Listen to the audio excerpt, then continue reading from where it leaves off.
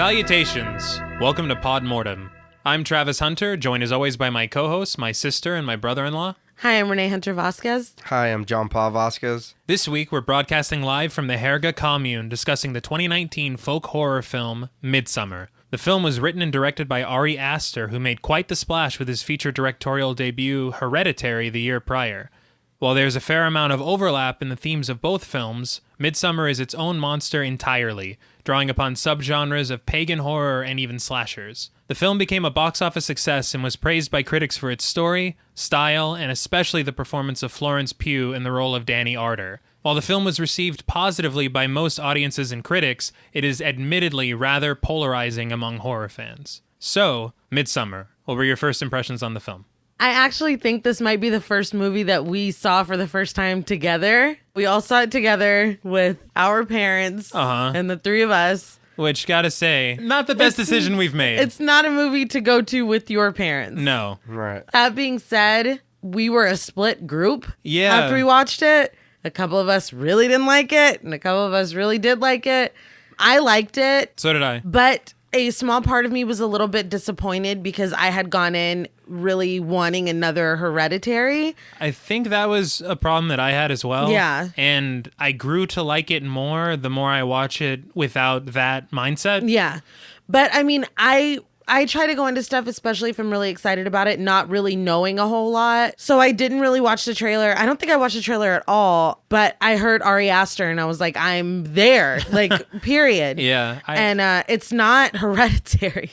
At all. But when I watched it the second time, I feel like I appreciated it more for its ownness, like what it is by itself. And there are similarities, but it really is its own thing. There are some overlapping themes, yeah, but no, it's its own movie. I hated it. The first time? Or? The first time we watched it, I didn't care for it. It seemed like they just did things just to do them because it was like, you know what would be really crazy? And then they just, threw a bunch of shit together and they just put it out. You know what I mean? People, they're going to trip out. I will say the second time I watched it for the show, I don't want to say that I hate saying it, but I did like it better the second time I watched it. Right. Because, like your sister said, going in, it was like, okay, Hereditary, but it's not Hereditary. No. So I think that was a thing, too, that clouded my judgment the first time because I expected it to be as good, and it just was not Hereditary at all. Mm-hmm. So when we went to see it with your parents, and then, of course, the parts of the movie, or part of the movie was a little awkward. But, yeah, I didn't care for it the first time. I think there's something to be said for almost like I kind of have the same mentality about food in that I'll try anything and I'll try anything twice. Yeah. Because the first time maybe it wasn't what you were expecting or maybe it wasn't the best version of what it could be. Right. With the wrong headspace. Mm-hmm. And so I always think that it's good to go back and watch films at least a second time to get that kind of opinion on it. And the good thing about movies like Midsommar is that when you go to watch this film the second time, it's like you're watching a different movie because you're starting to pick up on things that you never for sure even not understood, but even noticed. Yeah, definitely. I noticed stuff the second time I watched it that I definitely didn't pick up on the first time I watched it. And this third time that I watched it for this episode, I saw shit that I didn't catch the second time. No, yeah, I'll agree with that. One thing I did think was very interesting is that when this movie was going into production, it was the month right after Hereditary had its wide release. And so Ari Aster sees the success of his first film, and then he's like, let's get back to it. I would not have that mentality. No. I'd be like, well, let's relax for a few years. Let's coast on and this. Yeah, there's no way. But I mean, that's just an amazing work ethic that I could only aspire to. There's no way. And I read that his next one that he announced is supposed to be a 4-hour nightmare comedy, I think I read. It's a long time. You know what? If Ari Aster's name's on it, I'll sit there for fucking 4 hours and stare in disbelief at the screen. Now, before we wheel this film into the sacred temple, we'd like to issue a warning for spoilers. Pod Mortem is a very in-depth podcast, and in thoroughly discussing horror films, we have no choice but to spoil a thing or two. If you don't wish to be spoiled, please go watch the film, then come back and enjoy the show. If you've already seen the film or don't care about spoilers, let's go on a trip. So the film opens with what looks like a tapestry, and the first time I saw the movie, I thought it was like the changing of seasons. That's what it looks like. And because it looks like it's winter, and then it just kind of eventually goes into summer. But when you know the movie and you're watching it again, the tapestry they show at the beginning is literally the plot of the entire movie. The whole movie. It's kind of unbelievable how once you know how everything fits, it literally gives everything away. No, yeah, you're told everything up front. Like I said, I've watched it before. I've rewatched it before now, and I didn't notice how much. Like, I paused it and was like, are you fucking serious? See, that's what I mean. The first time I don't even Well, remember you don't know that. what it means. Yeah. I didn't It's- even remember the painting. Honestly, when we watched it the first time, Uh-huh. and then when we watched it this time, I was looking and I was like, wait a minute. I was like, that's... And I, like you said, I Yeah. paused it and I was like, Holy shit. that's the movie. Yeah. Yeah, So- I mean, we can kind of dive deeper on that after but wow. Just Yeah. keep that in mind. Yeah. But the tapestry kind of gives way to these honestly beautiful Gorgeous. shots of winter. It's snowing. There's a forest. There's a frozen lake. And I remember on the big screen just thinking how incredible that they looked. And there's like this ominous singing going on too. I don't know why, again, with the human voices. And this Like time the it was witch. just the one. Yeah. The one voice, and it was enough for me. But it's a very peaceful scene. But the piece is shattered by the sound of a telephone ringing. And then we get these shots of houses in like suburbia. Right. And we eventually get closer and closer shots of these houses until we're zoomed in on one house in particular. And it's the Arter residence. Now, once it zoomed in on the Arter house, was I the only one that thought it looked like a miniature model? It did. I did Yeah. not think it did not look like a real house. And plus, that's more like Hereditary vibes. Right. Yeah. And honestly, that might kind of lead us into that false sense of security that this movie's going to be just like Hereditary, because you're like, it's starting. Right? Yeah, not at all. No. So the answering machine picks up the call, and it's Danny Arter, played by Florence Pugh, and she's leaving a message for her parents. Apparently, her sister Terry sent her a really troubling email, so she just wants to check in and make sure everything's going okay. The camera pans past a bunch of pictures of the family, of Danny, of her sister, and her parents. And then we see that her parents are fast asleep in bed. And so Danny hangs up her cell phone, and now we're in her apartment with her. And she sits down at her desk, and we get a view of the actual email that Terry sent her. And it's fucking horrifying. It's horrifying. The email says, "I can't anymore. Everything's black. Mom and Dad are coming too. Goodbye." Fucking cryptic. How would you take that? How else can you take that? Yeah. I would call my parents. That's Well, our... that's what she did. Well, you know Yeah. what I mean? I'd call somebody. Yeah. I don't know. It was just, I think I felt like I'd be a little more Scary. panicked than... No, yeah. I mean, she was, but it was just, she was kind of like, oh. It wasn't enough. Yeah, no. But Danny decides to call her boyfriend Christian, who's played by Jack Rayner, Boo. from the get-go. Yeah. My God. Honestly, it's kind of unbelievable, this guy. And it's not like it grows into him being... It's not like it grows into him being a No, piece of shit. yeah, He is a piece of shit from Good jump. Lord. But he's hanging out with his friends when she calls, and she's like basically asking if the plan was still that they were going to get to hang out later. And he seems reluctant. It's so clear that she needs this hangout. Yeah. But he's like, oh, yeah, sure, I guess. And No. it reads, the conversation that they have reads like they've been seeing each other for a couple months. Right. When you don't know, hey, are we still going to hang out later? Like, it's very, I don't know how to navigate this situation. Like, it feels like a very new relationship, the way that she's like clearly going through something, but still trying to walk on eggshells to tell him, hey, I need you right now. Right. When we learn how long they've been dating, Yes. I was like, what the fuck? it doesn't make any sense. No. I do want to say that, the guy's a dick. Mm-hmm. But damn, the best line, I just smoked some resin with Mark and we're going to go get pizza. What the fuck? It's like, dude, He's just that's, living his yeah, life. that's what you're doing? It's like, it's Friday, Right, dude. What am I smoking going to some do? resin. Yeah. Yeah. it's- God damn. But he does show a sign of humanity because he does ask her about her sister Right. and the whole situation. And she tells him everything that's going on and says she's getting nervous because she hasn't heard anything. But then he basically is like, well, it's your fault for enabling her. Yeah. She's doing this shit because you allow her to. Yeah. And it's like, fuck you, dude. And she's like, I know, you're right. Yeah, she just takes it. And the worst part to me is that when they get off the phone, she says, I love you. And he's like, I love you. Like, he Yeah. doesn't even want to No, say he says it. it super reluctantly, and then she says it again when they get off the phone, and he doesn't say it at all. No. I thought that too when she had asked him about hanging out, and he's like, well, did we plan something? Yeah, it's Like, that's what? your girlfriend, dude. It doesn't matter if you did or you didn't. You should be over there. And the way that she said it, were we still going to hang out? Y'all did plan something. No, like, yeah. you're a dick and you forgot. If you say still, then you had something on the books. So next thing we see, Danny's on the phone with one of her girlfriends, and she tells her what's going on with Christian and the stuff with her sister as well. She takes some Ativan, some anti-anxiety medication. Right. And she's basically like, am I overwhelming Christian? Is it too much with all her life and her family drama and everything? And her friend's trying to make her feel better about everything that's going on, but then we see she gets a phone call from an unknown number. I also just want to say that her friend was absolutely right in all the advice that she gave. Oh, yeah, because Yeah. her advice was Christian's a piece of shit, basically. Yeah, which was my advice. You're like, tell her. Right. So this is a really small thing, but I love shots in movies where you think the person is being filmed, but it's actually the mirror being filmed, and it's a Yeah. reflection, and then they come up and you're like, oh shit, who's that? Oh, it's you. What? I love it so much. And I've been duped. Yeah. There's a lot of shots in this movie through mirrors. There is. I don't know if I'm too dumb to understand why, but that obviously means something. There's something about reflections or not being who you think people are. Yeah. Something. I don't know. But that's just another side theory. But the next thing we see is Christian hanging out with his friends at a pizza parlor. Is that a word? The parlor? Or is can I say I restaurant? don't know if it still is. Yeah. Yeah. They traveled back in time. We're at the Pizza Palace. Christian's with his friends at the malt shop. At the sock hop. After the sock Yeah. hop at the malt shop. Where they were smoking that resin.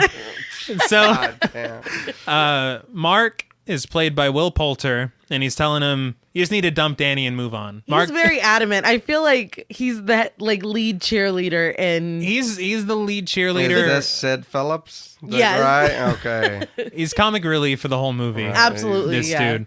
He's also an asshole. He Yeah. is. But at least it's funny while he's doing it. Yeah. Also, Christian's friend Josh, played by William Jackson Harper, is trying to get kind of all psychoanalysis on the situation. And this comes into play later. Christian's like, my girlfriend fucking needs me. And he's trying to complain. And Josh is like, dude, how about you, we're supposed to be working on theses and you No, haven't yeah. theses? Oh. Right. If we're going plural, I don't know. And maybe you're reading into this so that you can avoid doing work. This comes into play later. He is very studious and serious, and Christian is just bleh. He's just a fucking Christian strikes me as the guy who falls ass backward into luck. definitely. Yeah. Sidebar, you're dating And thinks Florence he deserves Pugh, it. And thinks he deserves it. and this is how you're reacting? Yeah. Just saying. He's a great value Chris Pratt. And you're acting Yes. like you're the shit. So the waitress comes by and Christian pays the bill, but as she's leaving, her and Christian kind of exchange some eye contact. Mm-hmm. And then Mark's like, you could totally be getting that girl pregnant. And then Pele, their other friend, played by Wilhelm Blomgren, chimes in and reminds Christian of all the, quote, Swedish girls they're going to impregnate in June. And it's like, what does that mean? Yeah. Keep that in mind as well. So Christian's phone rings and it's Danny. He picks it up and she's just wailing on the other end. It's it reminds me of a scene in Hereditary when someone is just overcome with grief and sobbing and you have a physical reaction to the performance because it's so you almost feel it. It's is visceral the right word? Yeah. Because it hits you. Yeah. And that's just a credit to Florence Pugh. From the start, to start off this movie like this. Mm-hmm. But we then see the fire department inside the garage at the Arter household. A car has apparently been running with the garage door closed, so they turn off the ignition. Then they notice there are hoses attached to the exhaust of the vehicle. They come inside the house and follow the hoses upstairs. One is duct taped under the door of her parents' bedroom. They go inside and they find Danny's parents dead in bed, and they promptly zip them up into body bags. But the other hose is taped to her sister Terry's mouth, and she's sitting under her desk, and her laptop is open above her head, and we see messages from Danny that she never got to read. And the image of her dead body is haunting. No, because her it's eyes are terrible. Yeah. open, discolored. It's just flat out unsettling. And the fact that the whole time that Danny is kind of trying to get her panic under control, it was totally justified. Like this had already happened. It's just, it's horrible. It's very rough. So we see Christian walking through the snow, and you can hear Danny's cries from outside the building. And we see him in the next shot holding her on the couch, and she's lying in his lap and just sobbing uncontrollably. And the score is crazy because it's just these violins and they start to intensify, and then there's like a pounding beat, and we kind of slowly zoom out of the window of her apartment to a snowstorm outside. And this is pretty much the end of night scenes, except with the exception of maybe 2 for the rest of the movie. Yeah. And this is all before we even get the title card. Yeah. Like, it's And crazy. That I read it that said that shit takes 5 minutes to kill you. Oh, Wow. Yeah, so her parents would have never even known. good Lord. That's so fast. Yeah. The thing about this opening for me is it kind of puts me in the mind, like we had talked about, of Scream, of just having such a hard-hitting opening that your audience is on board. Oh, absolutely. Right. And this, to me, is up there as probably one of the better openings of a horror film I've ever seen. That's fair. But the point I was making about it being the end of Dark is that the rest of this movie pretty much takes place in the sunlight. Which is not typical. No, not typical of a horror film at all. And we had talked about the trailer that we watched after we saw the film. Yeah. Where they kind of played up a few scenes at night to make it look like the dark played more of a role in the film. Yeah, there were literal scenes that take place in the sunlight that they made to look like it's happening at night. Right, I remember you told me that. Yeah, I don't. it's like I don't know if that's because so odd. Like, do people think that people wouldn't be interested in seeing, oh, it's dark, it must be scary. or they wouldn't Yeah. understand? Like, I don't know. It's just very strange to me. But after the opening credits, we pan from a window to Danny lying in bed, and she's wide awake. It's a few months later, and she's obviously still in grief over the death of her family. Christian comes in, and he's like, he tries to play it super chill, and he's like, I'm just going to go to a party for like 45 minutes. Like, don't. And Well, she's like, I'll go Yo, with you, and he's like, don't you want to sleep some more? Yeah. Like, it's he's like, like, I'll turn off the light. I don't want you to come. No. There is a painting above the Yes, bed I was about to mention that Danny is laying in, and the painting has this little girl, it looks like Looks like a little princess. with a crown. Yeah. And she's kissing a brown bear on the nose. giant. A giant brown bear. And I hate that I keep saying this, but We'll talk later. keep that in mind. So Danny actually does go to the party with Christian, and it's at this party that she learns about the trip that they're going to be taking to Sweden. This is where Pelle is from, and the point of the trip is for Pelle to get to go home, see his family, and so Josh can work on his thesis, which is going to be about Midsommar traditions in Europe. And Danny's annoyed, obviously, this is the first that she's hearing about it, and Christian's like, I might not even go. Yeah. And they're leaving in 2 weeks. Yeah. Well, And the way that they bring it up super casual, like it's just common knowledge. Everybody knows about the trip. Yeah. what I thought was funny was he's like, I don't know, a couple of months, a month, 2 weeks. He's trying to make Yeah, it sound I was better like, and you- better as it goes on. He sucks. But- He does. Before this again, and I know it's little things, but it was another funny thing. You hear the dialogue of the people talking when they get there. Uh-huh. And the guy says something about, I don't want to be at home listening to my dad fuck his wife. And his friend's like, I'll listen to your dad fuck your stepmom. What It's the like, hell? what the hell? But like we're focusing on Yeah, Danny no. standing there, so That's this is just just happening in the But background. you just hear it, and it's like, what the fuck? What party is this? Yeah. Right. But it is something that typical younger guys Right. would say stupid shit. But if I this is supposed to be a party, where are the giant piles of nuts being chopped up for the kid? Yeah, because Right, if I've learned Because anything it's not a damn party. from Ari If there Aster is- There's no mountains of nuts being Right. chopped up. and a guy that's not even drinking his drink. So back at Danny's apartment, they get into a proper, like, passive-aggressive argument about this whole situation. And like you were talking about, Danny is facing us, Yes. but next to her is Christian's reflection in a mirror. So when you see this, are you like, is this trying to say that she's not seeing the real Christian? Or Right. that Like, what is it trying to say? I think it just comes in and sits down like nothing. Yeah. It's like, what are you so mad about? Oh my God. I imagine that's 10 times worse. Infuriating. Because if he was smart, as soon as they got inside, he'd be like, I'm sorry. Look, I'm sorry. Yeah. No, yeah. You were going through a lot. I didn't bring it up. Yeah. I wasn't even sure I was going to go. Like, there's so So- many things you could have said. It's like there were so many more important things like you, babe. Yeah. No. Why don't you come with us? Yeah. I hate when dudes say babe, and I think, doesn't someone say babes? He called her babes on the phone, Yeah, I think. he does. It's gross. He sucks. Anyways. So the tension subsides a little bit, and Danny asks Christian if he's going for his thesis like Josh. And Christian's like, I don't even know what my thesis is. Yeah. And during this argument, confrontation situation, he literally is like, I'm sorry. Like, what do you want? And then she kind of stands her ground until he's like, you know what? I think you should just go. And then she's like, no, I'm sorry. Like he threatens to leave and she takes everything on herself when she has literally done nothing.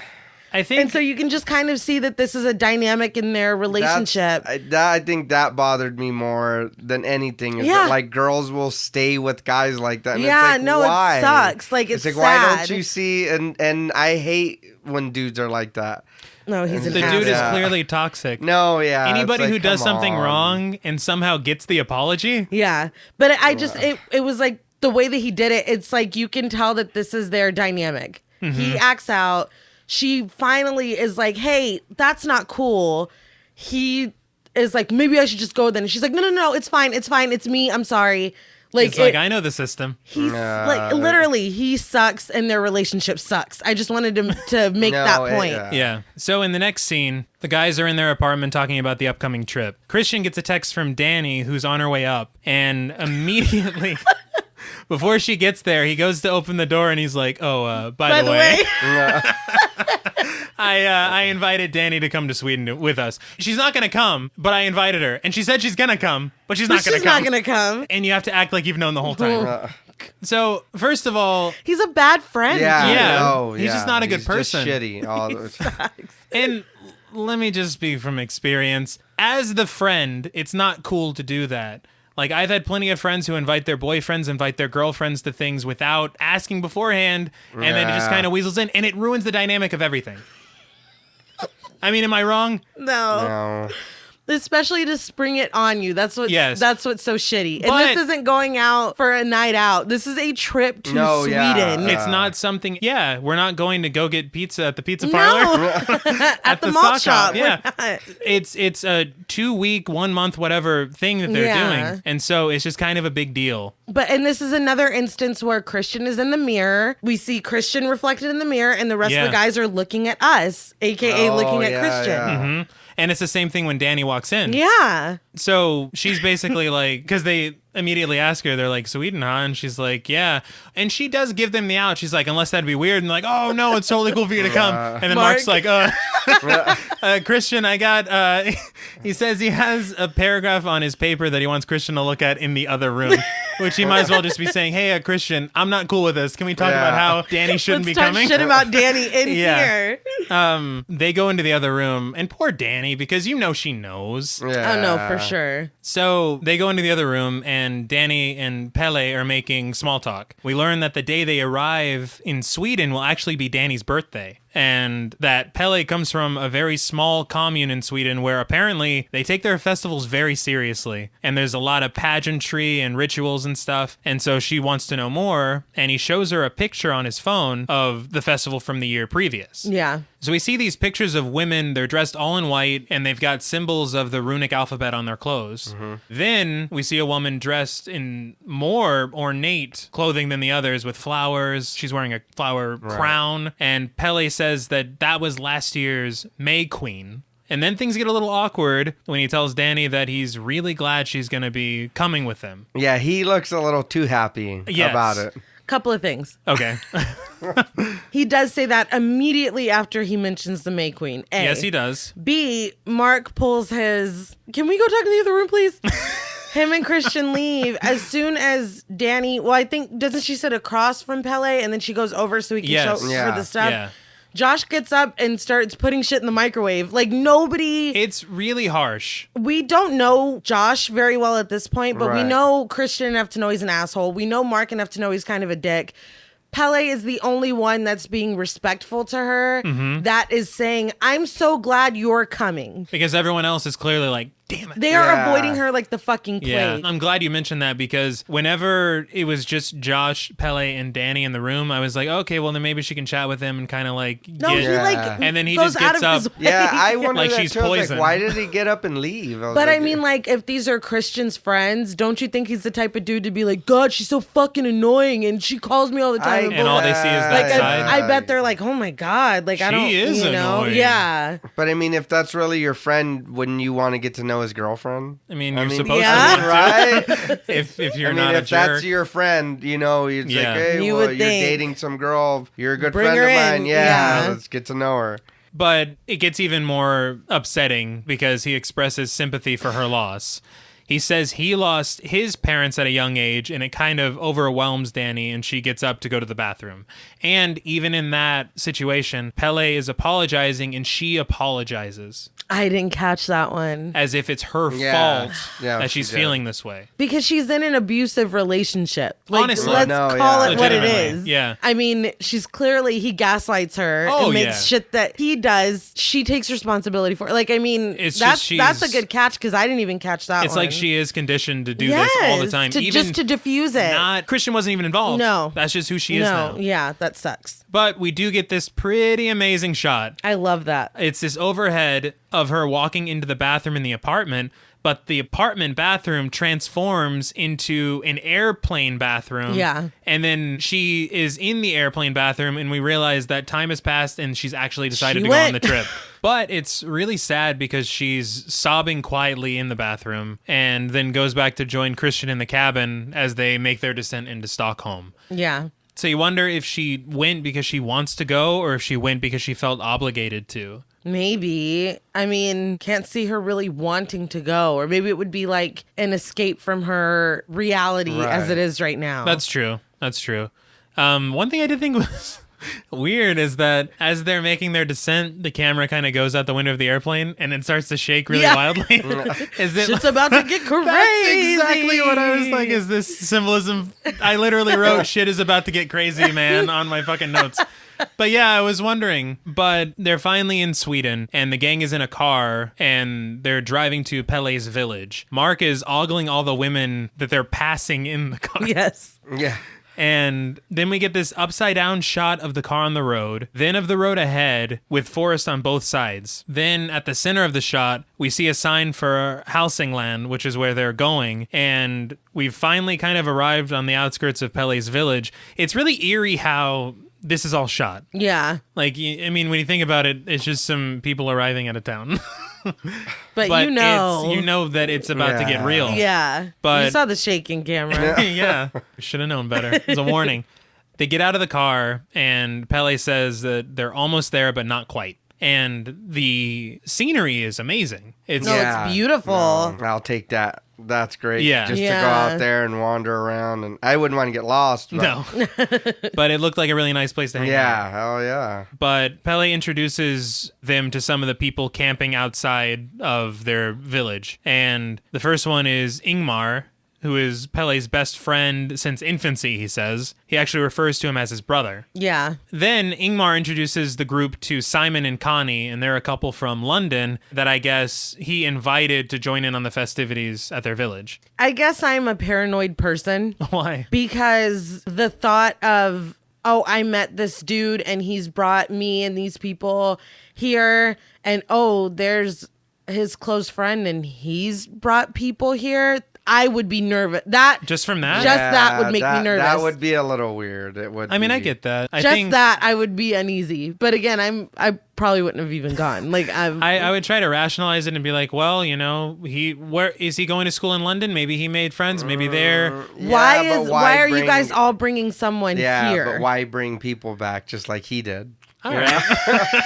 It's a little I'm just weird. saying that would it's a make little me weird. nervous. I did notice too that when he introduces them, they're together. Mm-hmm. Like they're hugged up together. Yeah. Her and dude are separated. Oh yeah, that's the true. whole time. No, they're not The very whole time. physically. They don't So like they're there, No. exchanging highs and this and that. They're hugged up and they're, hey, lovey-dovey. Simon Yeah. and Yeah. Connie. And her and Chris Pratt are just not. No. They're far apart. And I guarantee that was on purpose to be No, like, yeah. look at how. Definitely. Yeah. This You is know. what a couple looks like. Yeah. You remember? You never knew. So Ingmar wastes no fucking time bringing out the drugs. And he pulls out a bag of shrooms, and this inspires a little drama between Christian's friends and Danny, because Danny's kind of not really ready to take that kind of a trip right now, but everybody else is gung-ho about it. And so Christian's like, I'll wait. And Mark's like, but our trips will be different. I feel like it. He's just annoying at this Yes. point. Like at first it was like, all right, whatever. Yeah. But now it's I like, feel all like right, it's shut such up. a relatable situation, though, if you put yourself in Danny's position where it's like you already feel like these people don't want you here. And so you have this choice to kind of do what you think is right for yourself or just go along to keep the peace. Just to Right. fit in. Or yeah. whatever, And she's like, no, it's fine. I'll And do it's, it. It's fine. it's unfortunate that she relents because Yeah. they were acting like children. Yeah, they were. It's more, it's like reinforcement. And he's like, well, no, I'm just going to wait for Danny. It's Yeah. like, dude, It's like, I'm not going to have any fun because Yeah. of this wet blanket. the old ball and chain. And then everyone's going to hate her. Yes. Like, come on. So, I mean, I feel like a lot of people would have done the same thing she did. And no, it's fine. We'll just do Let's it just now. do it. It's fine. So they do it. Everybody except for Danny, they take their shrooms just shroomy. Full shroom. It's full shroom. Danny takes hers in the form of a tea. No joke. I'm genuinely terrified of psychedelics only because my own mind, I don't scary. want to know what's in there. Oh, you want to be with somebody when you're doing something like that, because if you have a bad trip, that sucks. Yeah. When you're doing stuff like that, it's best to be with somebody who can watch you or that is going to take care of you if something So goes you shouldn't be with your asshole boyfriend and his friends that don't like you. Right. Okay. No, Okay, yeah. so I'm Yeah, sorry, don't do Danny. that. Yeah. Sorry, Danny. Yeah. Yeah. So the next shot, we see the group lying in the grass waiting for the mushrooms to kick in. Mark is starting to trip a little bit Yeah. already, and it's pretty funny It's really funny. because everything is a problem. Yeah. And at this point, Danny starts to breathe heavily, and she looks down at her hand and sees that grass is growing out of it. Such an amazing shot. Yeah. It's It is. really, really It cool. is. But then she looks up at the trees, and they appear to be swaying and breathing and melting. Now, interestingly, Pele is guiding this trip because Yeah. literally everything he's saying, Danny's It's noticing. happening. Yeah. But unfortunately, the trip is ruined when Mark opens his stupid mouth and is like, you guys are like my family. You're like my actual family. And of course, this isn't what Danny wants to hear Yeah, right now. Trigger. know. Yeah. So she responds really sharply and she stands up and the music goes real tense and Danny decides to go for a walk. She's trying to, I guess, reassure herself that everything's okay. And she sees a group of people like seated in like a circle. And then they start laughing when they look at her. And Yeah, she, they like turn around and are laughing seemingly at her. Yeah, and so she bumps into Ingmar, and Ingmar's like, hey, you want to meet my friends? Or whatever. And she's like, they were laughing at me Yeah. over there. It's really sad because she's really upset. But Yeah. Ingmar is like, what? No. Yeah, like they he wouldn't seems do so that. sweet. Yeah, and He's like, so... they're just tripping. Yeah, he's like, they're they've just been tripping. laughing. Yeah. Yeah, when he asks if she's okay, his smile warps. Yeah, that I was- had to it's, rewind it because I was like, am I tripping? Or like, because the way Like, it's what's in done my is like, coffee? it's like, it's like a really, no, damn it, this isn't coffee, this is shroom tea.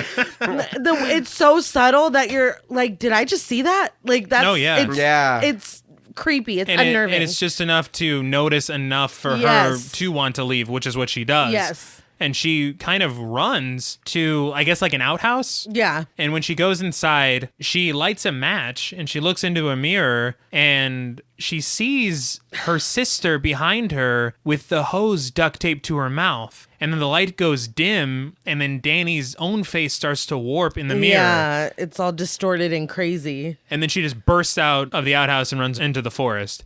It cuts to black here, and then we kind of get kind of like a mini dream sequence. Danny sees her parents and her sister sitting on a couch in their house in the dark, kind of in the light of the TV. And then Terry looks directly at the camera, Yeah. and then she wakes up.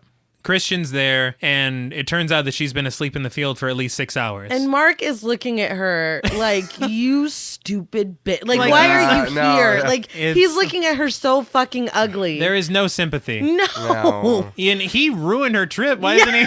It's like, sorry about that family thing. I didn't realize. That was really in poor taste. Insensitive, really. He has no tact or self-reflection. So the interesting thing is that Danny asks if it got dark, and Christian goes, not completely. Yeah. Which is just odd. Mark was freaking out about that too when they were like tripping together. Yeah. Mm-hmm. He was like, what time is it? And when it was like 9 p.m. or something, he's like, Yeah. but the sky's blue. Like he was like, he did not appreciate that. Everyone realizes how weird this is, I guess. Yes. Yeah. But they're finally headed to Pele's commune proper, and we get these overhead shots of the group making their way there, and it's very reminiscent of The Shining. Yeah. Take a shot. Take a shot. And of course, Mark is cracking wise the entire way. He's terrified of ticks, and this is like, I guess, an inside joke because Ari Aster was terrified of ticks during shooting, and he wore like 2 pairs of socks and had his pants tucked into his socks. Like was, so it's kind of like an inside joke because he was horrified the whole time they were filming. They're like, throw it in, throw it in. Right? I don't blame him. No, yeah. not at all. He was like, what do you say? He has Lyme disease now. He's fucked. Yeah. So they make their way into the commune, and they pass through this gigantic archway that's in the shape of the sun. And we follow Danny through the archway, and kids are fucking working it on flutes and in like, in like an ensemble. They're getting it. And it really adds to the tone of the place. It does. Everyone's dressed in white. The place is peaceful as hell. And it honestly looks like a Ricola advertisement, except a little culty. Yeah. Right? Ricola, but more cult. Ricolta. Ricolta. So the people are called the Herga, and Pele says that they're like his family. They get their bags taken and they're offered small treats, I guess. Did you notice though that I think it's Ingmar comes and greets some guy and they put their hands behind each other's necks. Yeah. And everybody is kind of like greeting each other and hugging, but they stay frozen, just staring at each other the whole time. Something about like everything's supposed to be very happy and this is a homecoming, but the way it was unnerving, like it looked really weird. Pele does it too, but they stop after a while. Yeah, they're but gazing at each other like this shit's about to go down. We're like, ready. Yeah. I'm planning for this for. Yeah. But Pele embraces this older man called Father Odd, and he also does it for a very long time, but they finally break apart. And Pele introduces Father Odd to his friends, and he shakes all the guys' hands, but then he gives Danny a hug and says, welcome home. Well, he tells the guys, welcome, welcome. And when he hugs her, he goes, welcome home. Very odd. Yeah. It is his name. Yeah. So I guess we should. He didn't have a choice. But he explains the customs to them, how they're dressed the way they are and why. And he says that since they're guests, they'll accommodate them with whatever they need. Mm-hmm. It made me laugh because Josh was trying to drop some like scholarly knowledge and Father Odd just did not pay him any mind. Whatever. Yeah, he's like, anyways, we're here for you. Yeah. And when he's saying all that, he goes, we're so happy to have you. And he's looking directly Straight at Danny. Yeah. We then see a procession of tiny culty children running towards a platform in the middle of the village, and it's under like a pole decorated with flowers. Sieve, a woman who appears to be some kind of leader, officially begins the festival with a toast. Josh just starts taking pictures, but he gets permission from Pele to do it. He's approaching it very scholarly. Like, yes, I'm not here for vacation. I'm here because I'm learning. Like, he's taking it very seriously. Very Well, seriously. wasn't that? That was the whole point that was for the whole him. point. Yeah. They're trying to get Swedish girls pregnant, but Josh is like, I got a fucking thesis to write. Yeah. I got a little confused here because Steve says it's been 90 years since their last feast, and it'll be another 90 years until the next one. But I'm like, Pele literally had photos on his phone from last year's Midsommar. Well, I had that same question, but I think it's two different things. I think the Midsommar celebration happens every year, but some of the other shit that they do does not. It only happens once every 90 years. Some of the end of the movie shit only happens every 90 years. Okay. But the Midsommar Festival happens every summer. That's how I took it. So it's like the special stuff.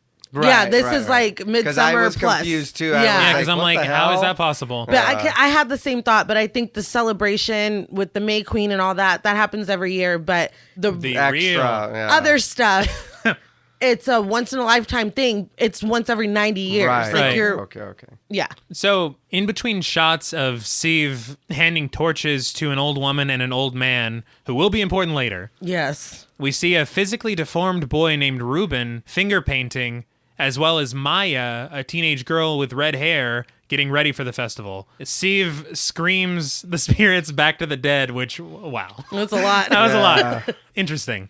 So children are outside dancing in a circle while Danny and the group watch them. Ingmar tells Simon that the game they're playing is called Skin the Fool. Yeah. Which totally doesn't fit Like it's, with what I see. It's fine. Yeah. I mean, they're just dancing in a circle. Sure. Anyway, as the circle goes around next to the group, Maya playfully kicks Christian. As she passes him, she smiles at him, and Danny watches, and oddly, Christian's like, can anyone join in on the game? Yeah. It's like, what the fuck? Yeah. Like, that's weird. No, it's fucked up. Yeah. She watched the whole thing. Like, she's not stupid. Yeah, and so he gets up and he joins the game. While they're gone, because I think Mark and Josh go with him. At least Mark does. Yeah. It's just Yeah. Danny and Pele left. Right. So Pele gives Danny her birthday gift, which is a drawing of her. And the drawing has her with the flowery crown. It's signed at the bottom, it looks like, I thought, but it's actually runic alphabet symbols on her gown that she's wearing in the drawing. And she says she loves it and that Christian forgot her birthday, which she blames Again, on herself. Yes, a couple things here. She does blame herself for not reminding Christian that it was her birthday. A. Yes. B, she mentioned it to Pele once and he remembered and drew her a fucking picture. I'm Uh-huh. like, okay, See, Knight in he's just trying to shining get him armor. some pussy. That's- disagree. No, come on. C, Christian has known about this trip for a long time. Yes. It never occurred to him that they would be arriving in Sweden on Danny's birthday. He never realized He's just that a shitty boyfriend. Yes. He's just full of Yeah, himself. he's It just a doesn't shitty matter. boyfriend. It's just like all this evidence mounts to just he's such a shitty fucking person. Like I just really want to hammer that point home. There's nothing redeeming about this dude. No. According to the week, the runes that are on Danny's gown in that drawing mean crisis and death and awakening or rebirth. Interesting. The group walks around the village and Josh is asking questions for his thesis. They see children practicing carving runes on stones, and they're told that I guess it's a common practice for them to carve the runes and then put them under their pillows and then dream about the power of the runes they carved. So we get an awkward moment when Danny and Christian are asked about how long they've been dating, and they come up with different answers. And it's not different as in a matter of days. Like, oh, what do you mean, July 12th? No, July 10th. Christian says they've been dating for 3.5 years, and Danny says they've been dating for 4 years in 2 weeks. What does that mean? He forgot their fucking anniversary. Yes. And she didn't say anything. And Nope, during just let the it go. whole shot, they're still walking separate. They Yeah. are. Yeah. But Connie and Simon are not. all Or over not. each other. Yeah. And it leads to an even more awkward moment Yes. when they're asking how Poor Ingmar. Ingmar, Connie, and Simon met. Yeah, that was just weird. It was really weird. And Ingmar's like, oh, well, interestingly, I was dating Connie before Simon was. And Connie's like, Hold on, buddy. We went on one date, and I didn't even know it was a Yeah. date. So check that tone. So jot that down. Yeah, and then Ingmar corrects himself. And he's like, oh, well, what I meant was... And then... But we see what it was in your mind. You know what I Yeah. mean? Yeah. And I don't know, maybe, to me, I feel like dudes with that mentality are kind of poison. Yeah. Like, to be like, you know, you hang out with a girl and you're like, that was a date. Ingmar is such a weird dichotomy to me No, yeah. because that is such a toxic attitude. Yeah. Yeah. But he seems so So sweet kind. and warm. Like it's He didn't know any better. But here's something that's odd to me is that you have that history with Ingmar, yet you're willing to go to a different country for a 9-day festival with your third wheel buddy that possibly Yeah. isn't even over you. true. But the way that she reacted to him saying it, I feel like that was probably the first time he expressed that he thought that they dated. Maybe. Because Because she was like, Oh, okay, "What?" yeah. they even said that Ingmar was going to officiate their wedding. Yeah. And Ingmar And When they even mention that they're getting married, Christian is like, son of a bitch. Like, he looks, He's like visibly like, fuck. like, no, get out. Oh, God, it's horrible. But Christian draws their attention to a yellow pyramid-shaped Hey, building. look over there. Yeah. Let's not talk about He marriage. tries to distract, yeah. The building is apparently, according to Pele, a sacred temple that nobody is allowed inside. With as much as Josh is prying into everything, you'd think it'd be like, well, why What do not? you mean? Why can't we go in Yeah. there? But it just ends. They also pass by a brown bear in a cage that does not get the attention it deserves. Simon's like, are we just not going to talk Nobody's about the bear? gonna talk about the bear? And they go, it's a bear. Yeah. That's it. Can we find out the why of the bear? Why is there a bear here? I mean, In a cage? Yeah. But Connie stops to take a look at another tapestry that's on display. Another spoilerific tapestry. Yes. Now. This tapestry, which Ingmar calls a love story, depicts a I don't know girl. about that. Yeah, it's a girl falling in love with a boy, picking flowers, placing them under her pillow, and dreaming about the boy. Then the next morning, it shows her trimming her pubic hair, placing it into some cooking, menstruating into a glass, pouring that into her cooking, feeding it to the boy. Then the boy is hypnotized. I love the drawing of I the love his hypnotist. eyes. Yeah. Wah, Like, wah, whoa. wah, wah. It's like Hypnotoad status. But I guess the boy falls in love with her, and the last picture shows her pregnant. So basically, it's the plot of The Notebook, right? That's exactly what That's what happened. I never saw the movie. I just assuming it's a love story. That blanket mango was weird. That was like, I don't know what was going on there. Yeah, it was a lot, and of course, it will again another thing that makes sense later. Yes. So Pele takes the group to their sleeping quarters, which is a massive barn filled with beds, and there's runes painted with flowers. It's just, this is when I'm like, damn, the set designers are the shit. Yeah. Like, they killed it on this movie. And all the research that had to go into making this happen, to where things are, culturally accurate and significant, it's just impressive. But Pele says that people stay here until they reach the age of 36. He says the group...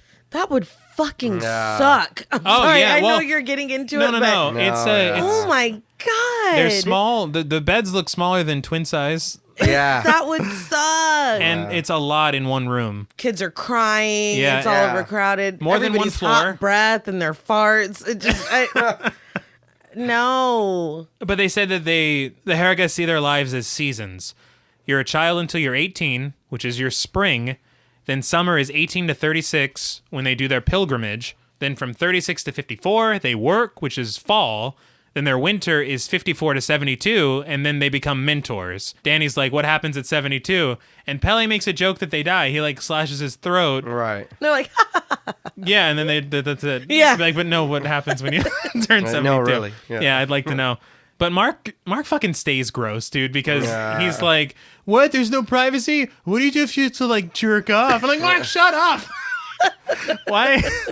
Come on, man. Yeah.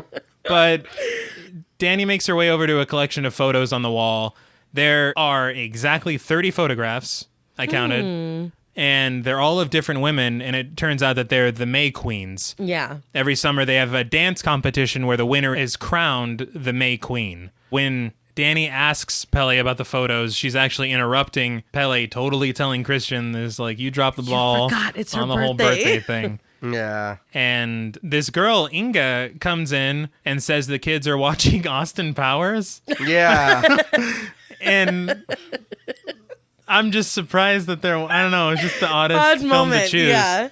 But she lingers a bit looking at Mark before she leaves. And Mark's like, did you see that? Did I see that? This dude's just like a boner with legs. Yeah, he I is. swear to God. But Christian pulls Danny outside and very, very awkwardly presents her with a piece of cake. Where which, did where'd he you get the that? cake? That was like, I was, yeah, and it's very nice slice of piece like of cake. bunt cake. Yeah, but Was. he tries to light the candle on the cake because it also has a candle, which where did he get that as well? And he's singing happy birthday. The candle won't light, and Danny doesn't seem very impressed by this gesture. And she says, I should be upset, but I'm not. Yeah. I guess that's kind of saying, like, this is kind of what I've come to expect from you. Yeah. That night in the barn, they close the windows so everyone can get some sleep because the sun is just not going down. Right. And Pele's like, it's a big day tomorrow, the first day of ceremonies, and he calls it the Ada Stupa. And Josh is like, what the fuck? Yeah. He seems really shocked about it and a little shaken, but he doesn't share with the rest of the class. Which is really fucked up. Absolutely. And I'd be mad. Oh, dude, yeah. I'd want to see. I'd be like, oh, all right, but like you that. should have. We'll see. No, yeah, I know. I'm just saying. But Danny can't seem to get sleep, and she just looks at the art that's painted in the barn. The next morning, Danny watches the group do like some Swedish yoga, or I don't really know what's going on. Or some shit. Yeah. But then they all gather together at a table shaped like a rune while women walk backwards in front of them gathering flowers. Apparently, Danny's also picked some flowers and she gives them to Christian. Yeah, and he doesn't deserve them. Not at all. And then fucking Mark, he's like, hey, should someone tell those girls they're walking stupid? It's like, yeah. I'm honestly surprised Pele hasn't smacked him. Yeah, that... But the group continues standing at the table until a little boy rings a bell. And once he rings the bell, the old man and woman from earlier who were handed the torches, they suddenly emerge from the middle of the field. They're dressed in blue gowns, and everybody else is dressed in white. And they take their seats at the head of the table. Once they sit down, everyone else sits down. Josh leans over to Pele and he goes, are those the ones? And Pele says, yeah. And you're like, what? What's happening? So once they take their silverware in their hands, it's like a chain reaction. And you get this really cool overhead shot of everybody picking their silverware. It's almost like people doing the wave at like a sporting event. Yeah. I know, yeah. But with When food. that happened, I'd be like, oh, it's a cult. Yeah. So we're going to go. Oh, yeah. Fucked up. It's like, damn. I see. Yeah. Damn. Yeah. It's like, fuck. Shit. So In the old dusty Yeah. trail. it's strange because that yellow sacred temple is behind them, but we never see them come out of the temple when they're there. They just No. emerge in the middle of the field Yes. and walk towards the table. But Mark notices Inga kind of sheepishly looking in his direction, and Maya, the redheaded teenager, is carving a rune at the table. The old man and the woman slowly stand up at the table and start to chant in Swedish and breathe sharply. Yes. It's odd. And the temple is centered behind them in the background of the shot. It looks really... the cinematography in this movie No, it's is excellent. amazing. I don't know how else to describe this movie except it's very clean looking. Yeah. Like, it's pristine. No, It's Yeah. amazing. But Sieve stands up to toast them, and the old woman has tears in her eyes as she toasts the old man, and they both take a drink. And then the two sit down in their chairs again, and they're kind of carried away on Yeah. their chairs. And I just want to say, so the old man could pass for 72, but that woman She looked really young. She looks like she might be Yeah. 60. I don't think she's 72. Compliments to that old lady, I guess. Yes. So everybody starts to follow the couple, but Mark bails. But They just woke up for breakfast, and he's like, I'm tired. the voiceover Oh, made me dude, laugh. no, it's bad because I don't know if they forgot to film him there, and so they just did some voiceovers They're all, after the you fact. have the shot of everybody Yeah. walking away and you just hear Mark's voice. I'm beat. I'm going to go take a nap. Yeah. Yeah, it sounded It, like it was made- recorded like days it, later. like made me laugh. They knew people were going to be like, hey, where's Mark in this Yeah, scene? we got to Yeah. explain It's that really away. funny. But they follow the couple, and the entire commune is gathered, looking up at a very high peak of a cliff. The old man and the woman are at the top. They're still being carried by their chairs, but they've had a wardrobe change. Yeah. Now they're in gray, and the men carrying them are wearing blue. So Sieve is down on the ground reading scripture from a massive book, and Josh sidles over to Pele and is like, hey, can I get in on that? Yeah. What's up with that? Yeah. And Pele says that he wouldn't be able to read it because he doesn't understand the language. And on top of the cliff, the man and the woman have their palms cut open and they smear the blood on a giant rune. And the rune, it has an R and an R carved into it and an arrow pointing up. I think it's the Konami code. But Damn it, I think you're right. yeah. So Danny starts to breathe nervously as the old woman approaches the edge of the cliff. She reaches out to the sky, and you get this amazing shot where you realize how fucking high up they are. Yeah. It's too much for me. And she looks straight at Danny, and they kind of make eye contact for a pretty long time. And then she just spreads her arms and jumps. And when she jumps, she hits a boulder on the ground with a thud, falls back, and it's so gory. Oh my God, she has no face. Her face is like a hole. Yeah. Yeah, her face was fucked up. Yeah. And blood's just pouring out. Danny is obviously shaken, and Simon and Connie are losing their fucking minds. And they're losing their minds, and everyone around them is like, the fuck's wrong with them? Like, Right. they're looking at them like, shut them up. is Ingmar. this your first stupa or whatever? yeah. Ingmar's like, everything's fine. Right? It's like, clearly, Guys, you're they've never on a embarrassing me. stupid before. Yeah, seriously, this is my family, dude. I told him you were cool. Yeah. So the old man approaches the cliff's edge, and Simon's like, don't jump. You What know? else can you say? Exactly. And the old man, he Makes a jumps. poor decision. Yeah. He's like, she did well, but I got another. Give him a little of the old razzle dazzle. He's got another take on it. And he jumps down feet first. He gets a 0 from all the diving judges. Yeah. Oh my God. His legs snap as he sticks the landing. He didn't get the memo on how he was supposed No, he to did jump. not. Yeah. He did not. But he cries out in pain because he didn't die on impact. He's just ruined his leg. Yeah, and the entire crowd screams and cries with him Yes. sympathetically. It's like they're feeling his pain as he's feeling it. So a man grabs a large hammer, walks over to the old man, and smashes his head. Oh no, he still has his phase. I'll Yeah, take care of that. It's fine. Nope. Made short work of that. Yeah. But then he passes the hammer to a girl who hits him again. And then 2 more people after that. And I'm like, stop, Yeah, right. stop. He's already dead. And Simon grabs Connie, and they're getting the fuck out of there, which is honestly exactly what I would do in that Yes. situation. I don't understand why anyone would stay.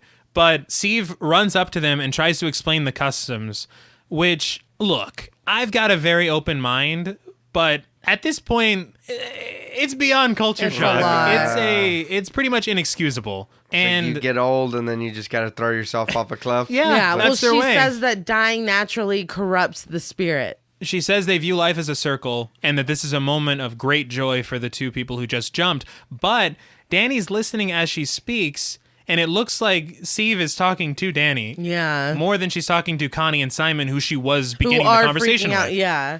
So Ingmar apologizes for not warning them better, which Or at all. Yeah. We're Didn't not say a warning word. you, period. Yeah. And the group walks back to the village, but Danny takes a moment for herself and cries alone. Christian goes to speak with Josh in the barn, and Josh is Who typing is quite away. unaffected. Oh, yeah, well, he knew what was coming, I guess, but it would still be pretty rough to see. Oh, I gotta get this shit down while it's fresh. Exactly. And then their bones, like, I don't know what he's saying. But he's typing away, and Christian tells oh my him, God, it's man. so fucked up. He goes, If you had any doubts about what a piece of shit this dude is, he's a well-rounded piece of shit. oh my God. Because he tells Josh that he's decided that he's going to do his thesis on the Herga people, and that he's open to collaboration. I would punch him in his face. Yeah, I probably would have been a little upset. Oh my The God. whole point of Josh being there is to do this. And he's been the one telling Christian, hey, you need to Yeah. decide what you're going to do. And then Christian's like, wait, I got an idea. Yours. I'll help you with it. Yeah. Or you can help me with As it. if that's any kind of consolation. But Josh goes to Pele to basically tattle on Christian. And Pele says the elders don't like things written down, which would kind of render the whole trip moot in the first place. But then he relents and he's like, I'll talk to the elders for you. Yeah. Yeah. But it's like, shouldn't you have told me that before we came But here? like, what's crazier is he's like, well, Christian already asked me. Yeah. And it's like, you motherfucker. Like, it's unbelievable. he went to Pele first and then was like, I guess I fucking better tell Josh. Yeah, 'cause so he doesn't get his shit all, it's like you know. crazy. But outside the barn, Connie and Simon are saying that they're going to leave tomorrow. Inside the barn, Danny's taking a page from their book and packing her shit to leave. Don't blame her. At all. Yeah. Pele comes in and apologizes, and they sit down on her bed as she cries. He tries to say that he knows how she feels because his parents burned in a fire when he was a child, but that he never felt lost because of the Herga. He said he never felt like he didn't have a family. He says he's always felt held, and then he asks Danny if she's felt that way and if Christian is capable of that level of support. And he's right. And he's right. And he's holding her hand at this Yeah. point. And this is when I'm like, is Pele genuine? Like, what's his angle here? Why's he gotta have an angle, man? Because he's got acting an pretty angle. angly. I disagree. I don't. And again, in this scene, he's like, I was most excited for you to come. Yeah. And the way that they all act around her, it's like, you don't even know me. Yeah, Not at all. Why are you excited for me to come? Well, Exactly. I mean, because he's a great guy. But he doesn't know That her. Pele, He's man. a good Swedish man. But we see the Herga burning the bodies of the jumpers, and I'm like, is this for the feast? Because at this point, I don't trust anything they do, and I'll believe fucking anything. But Christian checks on Danny, and she's obviously shaken, and he's like, we should try to be more open-minded to their culture. And Danny's like, bitch, like, are you fucking He's kidding? like, we put our old people in homes, so like, it's the same thing. It's the same thing, throwing them off a cliff. The thing is, the Atastupa was a real thing that that happened, that people did that, but I mean, it was a long time That's a ago. whole lot Right. It's not something that people do to this day. that you know about. So that night, Danny borrows a sleeping pill from Josh, and she tries to get some sleep. But later in the night, she hears everyone sneaking out of the barn. She gets her shoes on and heads outside to see the group speeding away in a car. And it's actually dark outside, so this is another dark Yeah. scene. Yeah. And she screams for them to stop, but black smoke pours out of her mouth. Then we get shots of the dead Herga man, his face apart and then coming back together. And most disturbingly, we see Danny's parents and Terry lying dead at the rock with the blood of the old woman on top of it and the hoses attached to Terry's mouth. And then we realize that Danny was sleeping. This is all a Yeah. dream. Right. I'll tell you one thing. I'd never take another one of those sleeping Yeah. No. Oh, hell no. So you can keep that, Josh. I I'll took- just stay awake. Yeah. I took an Ambien one time. Really? And I kept waking up crying. Like, What? yeah. It like messed me up. I was crying in my sleep and I was waking up actively crying. Then I'd go back to sleep and I know the Ambien does not work for me. So if I were Danny, I'd be like, Did you tweet something racist and lose your TV show? I thought she was white. Anyway, if I were Danny, I'd That's the be end of blaming it. Yeah, I'd be blaming it on the sleeping pill. So in the next morning, we see Danny sleeping, and Maya is wide awake, however, and she grabs the rune that she carved from earlier and places it under Christian's bed. Josh sees all this happening, So just watching it but happen. doesn't do shit. First of all, Maya's real shit at checking. Yeah. She he's didn't check to see the attention. coast is clear. He's blinking. Josh is just blinking and watching. It's terrible. But outside, the children are collecting the ashes of the old people who sacrificed themselves that they burned up earlier, and they're shoveling them at the site of an old fell tree as people are singing in Swedish. And Josh is openly filming all of this. We learn this might be okay, though, because Pele says that the elders have given him permission for his thesis as long as he doesn't use names or say the where the location. commune is. Yeah. Right. So Josh apparently took that rune that he saw Maya put under Christian's bed, and he's like, hey, Pele, what's this? And Pele says it's a love rune to cast a love spell. And then Pele tells Christian the good news about the thesis, but he also says that he'll have to share it with Josh, and Christian's like, oh yeah, I already told him. Also, something interesting is all Josh says is, I found this under Christian's bed. Right. And Pele immediately knew who put it there. That's Yeah. true. Yeah. Because he I tells- didn't even think He about didn't that, say, yeah. hey, I saw that redheaded girl. He was just like, oh, Maya has come of age. Like, Yes. he knew exactly who did it. he tells her that. I didn't catch Yeah. that. Now, the worst thing to me is that he tells Christian that Maya has a crush, and then he says that she's been basically given her license to have sex. Yeah. Maya's like 15. Yeah. And also, why would Pele tell Christian this? This is another thing for me to be like, what are Pele's motives? Yeah. See, he's not. But like, how much of it can you chalk up to, maybe they just openly talk about that stuff here. Like, obviously they do some shit that we don't do. It's odd. It's like, odd. so maybe you could leave Danny and figure something out. Yeah. A nice trade. But they suddenly hear screaming, and a man named Ulf Oh my God. is running over to the tree where their kids were placing the ashes earlier. We see that Mark is pissing on the ancestral tree. The whole time, Mark is nonplussed about it, but Ulf breaks down crying Yeah. while Pele tries to explain to Mark why the tree is so important, and Mark's just like, I just had to pee. Yeah. I don't understand. Why is he so upset? And Christian is laughing the whole time. I don't know if you saw I did him not notice behind that. him. No. He's watching the whole thing and just laughing. Like, it's funny. I had a problem with this scene only because those kids, they were just there putting the ash. That would have not been done by the time he went over there to go take a piss. No. And that tree was not high enough to hide him while he's taking a piss. No, there was no excuse for him to have gone there whatsoever. It's like, come on. And then he went from just being the annoying dickhead guy to just being stupid. Yeah. And it was like, come on, man. And I think that's what bothers me the most is that after he's told, he's not like, oh shit. No, yeah. No remorse. He's like, what? Yeah. And honestly, the kids, I think they had to have still been there. Yeah. So he's like, I'll just whip out the old lizard. What the fuck are you? Don't look, kid. Yeah. The fuck? And we've proven that they're outhouse because Danny was tripping in one. Yeah. So just go piss somewhere else. I don't get that at all. But we then see Connie grabbing all of her stuff from the barn and she's getting ready to leave. Outside, however, Father Odd comes up and he tells her that Simon has already left and that he's waiting for her at the station. Somebody drove Simon to the station. He says the car could only fit 2 people. And it takes 90 minutes until the train is done for the day. And it takes 35 minutes to get there, 35 minutes to get back. And then it would be another 35 minutes, which would put them over time. And so she's like, well, it just literally makes no sense. She goes, I could have sat on his lap. He's like, we obey traffic laws. Like, Yeah. How dare you? First of all, you obey traffic laws, but we just fucking watch these people get like murder themselves in front of everyone. This whole, like, we don't know Connie and Simon very well. No. But they seem like they have a really good relationship.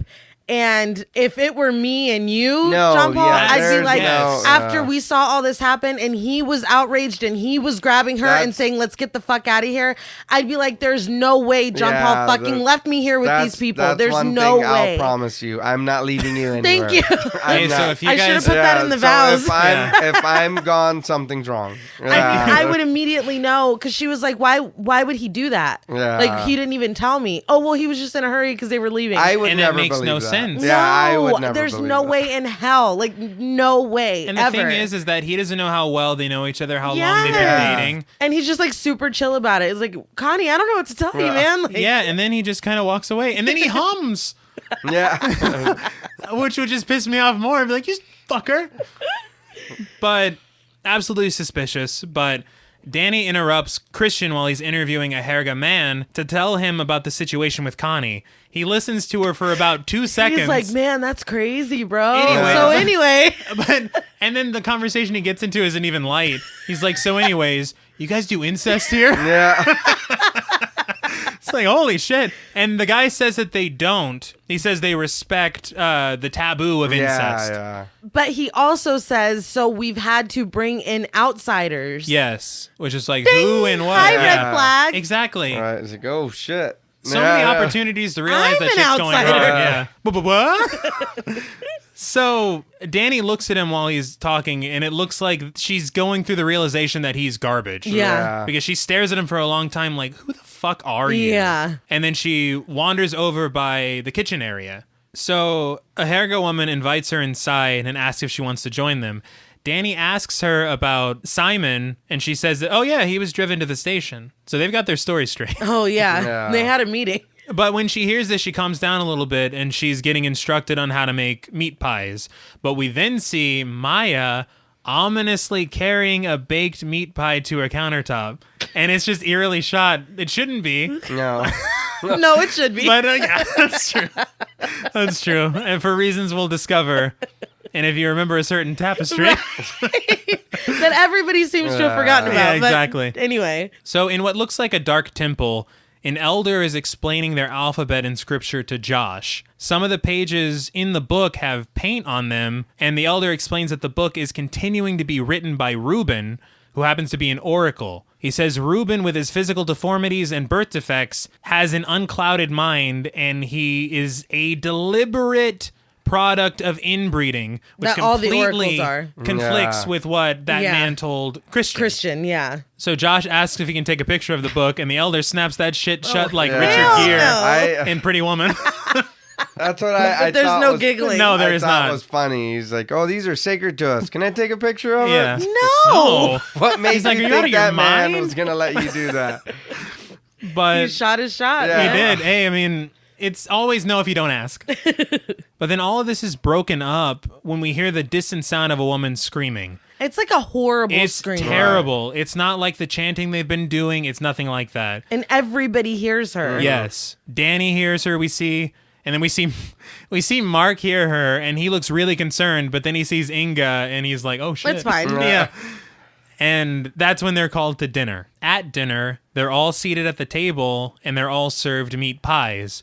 Christian's drink appears way redder. Noticeably so. Noticeably than everyone else's. It looks like everybody else is drinking like pineapple juice and he's drinking grapefruit. Yeah. Yeah. Right. No, yeah. Did you notice that Danny asks if anybody has seen Connie, and Mark's like, well, I saw her running. Well, how did he say it? Yeah, I saw her running. Looked like she was running a marathon or something. Yeah. So at this point, Simon has left. Right. Uh-huh. Air quotes. Yeah. Yeah. Connie was very upset. We heard a blood-curdling scream. Mm-hmm. Mark saw her running, and now she's not at Yeah, she's just gone. No, dinner, yeah. whatever the fuck this is. And Danny is smart because she's asking questions. She's the only one. But then a Harrigan man leans over and he's like, I'll nip that in the butt. I'll field this one. Yeah, he's like, listen, here's what happened. All right. Simon called Connie, calmed her down real good. Then I drove her to the station. Any questions? Back to my meat pie. I love this moment though, because they're all sitting there and Danny's kind of like, no pun intended, but chewing on this information. Mm-hmm. And she goes, I can see you doing something like that. Yeah, Yeah. she does say And that. Christian's like, what? And she's she's just like- sitting there like, it's like, this is a really pivotal moment that she's like, after him not really reacting at all to the fact that Connie got left here, she's like, you're kind of a piece of shit. Like, Yeah. you see it on Yeah, her no, face yeah, that yeah. she's like, you would do some shit like that. It's starting to stack up. Yes. That's a really, really good moment. And Christian's like, And it's really Yeah. important. Yeah, he's so offended. He's like, how What? dare you? Because I remembered your birthday without prompting. Yeah. remember the cake? Yeah. But Ulf is staring a hole through Mark. Oh, man. He's still pissed off about the tree pissing for good reason. He goes, is he going to kill me? Yeah. And Josh tries to bring up the book to Christian, asking if he had a chance to look at it or anything. And Christian's annoyed. And Josh is like, fuck it, forget it. Yes, man. And Christian takes a bite of his meat pie. And he pulls out... Okay. He pulls out a red hair from his mouth. And from a mile... Like, seemingly a mile away, Mark's like, is that a fucking pube? Yeah. It's like, how did you... It could have been anything. But even so, would you not immediately think about the tapestry you exactly. saw of a woman Yes. putting her pubes in food? It's like, And then my juice is red. Yeah, wouldn't Why you notice wouldn't you that? think Yeah. of that? Just like, hey, wait, my drink doesn't look like everybody else's. Anybody yeah. else? But then he looks over at Maya, Christian does, and then immediately takes a sip of that red juice. Yeah. But this is where it gets really weird to me because Inga comes up and she taps Mark on the shoulder and she's like, come, I'll show you. And he's like, what? She's like, I'll show you, come. And he goes, I'm going to She's go. gonna show me. She's going to show me. It's like, what? Yeah. Show you what? You were the easiest person to get away from the Yeah, group. no. It's like, you deserve to die. Exactly, I was like, zero God questions. damn, So Josh looks really unsettled, and we smash cut to him in the barn, and Danny's asking to borrow another sleeping pill despite her tweeting scandal the night before. Despite losing her hit TV show. Exactly. The Arders, they did it without her. So he goes to sleep, Josh does, clearly on the intent of doing some sneaking, because we get a shot of his shoes. Shoes. Exactly. You don't sleep with shoes No, on. dude. Yes, you do. If you just collapse, I guess. But after everyone is fast asleep, he quietly sneaks his way over to the apparently less sacred temple. Right. And Because it's not yellow. exactly. He goes inside and he goes over to where the book was that he was reading earlier with the elder, and he starts taking some pictures from the And book. he's snapping them quick. He is. Total As violation. much as he can. But he stays there a long time. He's He trying to does. get it's greedy. I would have got a couple and then left. Yeah. I mean, he was there, just kept And you- going. Gotta And get he- every single Yeah. page. I think the other thing that gets me is you went from, oh, you can't do it, to you're actually being able to interview the elders. Give it another day. They might let you take some pictures. Yeah, no, There's yeah. no way in hell. Like, No. No. No. But we see someone sneak in behind him, And he turns around and he thinks it's Mark, and he's like, dude, we are not supposed to be Close here. the door. Exactly. But when How do you, okay. What? As dark as it is, you're able to tell that it's Mark, but you're not able to tell that he is naked from the waist Yeah. down. Exactly. And he sees that when he does finally get a closer look, but It's like, Mark, what the hell? it's clearly someone wearing Mark's skin. And then he's clubbed over the head with a giant hammer, and he's dragged away through his own blood. Now, this is where the slasher influence comes in for me, because the man wearing Mark's skin, which I've read is supposed to be Ulf. Yes. He peers over Josh's body and he tilts his head just like Michael Myers. And he doesn't look far off from Michael No. Myers in that mask. Right. So the next day, the entire group is enjoying breakfast. Danny asks if Mark is still with that girl, and Pele is like, yeah, probably. Yeah. But one of the elders stands up and he says, the 19th edition of our scripture, which, by the way, I didn't realize they had like publishing shit. The 19th edition is missing. Well, was found to be missing, which is kind of an oxymoron. Pick one or the other. Yeah. Exactly. Was it found or is it missing? But after breakfast, the elders ask the group about it, and Christian just throws Josh under the Yeah. bus. Immediately. It's unbelievable. We He's don't know like- him. We don't Yeah. associate with him. We don't know where he went. Yeah, in We're not fact, going to talk to him when he gets back. We thought he was a Harrigan. We just met him here. Yeah. He's like- not one of your people. Oh, wow. Interesting. Anyway, let's get the fuck out of here. He Oh, sucks. God. Yeah, He that sucks so dude. bad. No, it's really bad. But Pele takes the responsibility for it, and he goes with Father Odd to look for Mark and Josh. I imagine, to me, this is like when an employee says, well, I'll go ask the manager if we can do something about that. And they go back there and like, so Have how's a about cigarette? you? Yeah. You're not fucking doing anything. So Danny's told that she'll be with the women today, and Christian is told that Steve wants to speak with him in her house. We then see some really close-up shots of some herbal tea being made. I don't know why this was so satisfying to me. It was beautiful. I thought it was really cool looking. And I hate tea. I'd love some of that tea. It was Oh yeah, I'd beautiful. give it a try. Well, maybe not this tea. No. Maybe not from them. I see what you guys do with the tea. But women are lining up for a glass, and they're all dressed in white, like the pictures that we saw at the beginning of the film. Danny is also dressed in complete Herga garb, complete with the crown of flowers, much like Pele's drawing for her Yeah. birthday, and the rune symbols on her gown are the same as the ones in Pele's drawing. Mm-hmm. It's very odd and interesting. But Danny asks what the tea is, and she's told it's tea for the competition, and asks All no right. follow-up What? questions and just drinks it. Fuck Down it. the hatch. I'm like, after what happened with the mushroom tea, you're just like, meh, sure, but Gulp, this will be gulp, gulp, different. So the women stand in circles around the maypole, and Danny looks down and she sees her feet are covered in grass. And she's like, oh shit, not again. Turning into a plant again? God damn. Fuck. So an elder woman tells her the history of the competition and basically saying that everybody is going to dance to the music until they can't anymore and they fall. And when they fall, they're out of the competition. Once they start to dance, the trees behind them begin to warp. Mm-hmm. Again. They tripping. Yes. Inside the house, Christian sits down to talk with Steve. Again, the set design, I love all the drawings in this house. It's so intricately... Specifically, right across from Christian as he's sitting, I guess, waiting for her to come talk to him. Uh-huh. There's a picture of a bear, like, burning alive because he looks like he's screaming. Oh, shit. Did you Yeah. not see that? I didn't catch that at all. Yeah, it's in the wall and it's a bear. He literally is on fire and it Yeah. looks like he's screaming. That's and important. Christian's just looking at it while he's waiting on her to come out. Oh, well. Right. Whatever. So Christian sits down with her and he assumes that she wants to talk about the missing scriptures, but she wants to talk about Maya. And he's like, I don't know where Josh is. I don't know. Yeah, I don't know anything. Look, What's Josh? I've never heard the name before. is it hot in here? So she says that they've been approved to mate, and fucking Christian, he's like, I think I ate one of her pubic hairs. And Steve is like, Yeah, probably. Yeah. Sounds like Maya. Yeah, that's what we do. That's how she does it.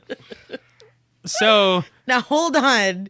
Before we leave, Okay. I do have something I want to say. go for it. When she said that they were approved to mate or whatever fucking weird shit she said that he's an astrological match to Maya. How the fuck does she know what his astrological sign is? That- Unless Pele reported Been back. setting it up. Yeah. That's...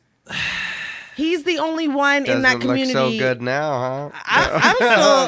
I'm still TP. I'm still Team Pele. But no, he's the only one that would have any way of knowing Right. No, of that's the true. Harriga's what the fuck Christian's birthday is. So I thought that was very interesting. And again, we see it a lot in horror movies. No questions. No. Yeah. He's just like, I ate her pube. Like he was just like, he didn't give a shit what this lady was saying. I don't know what the astrological thing you're talking about is, but I did eat a pube earlier. But he leaves the house and he sees the women dancing around the maypole. Danny is having the time of her life. Yeah, she is. Yeah. Just overjoyed. They stop the music when some of the women fall, and then they restart it again. Is this when she looks at Christian?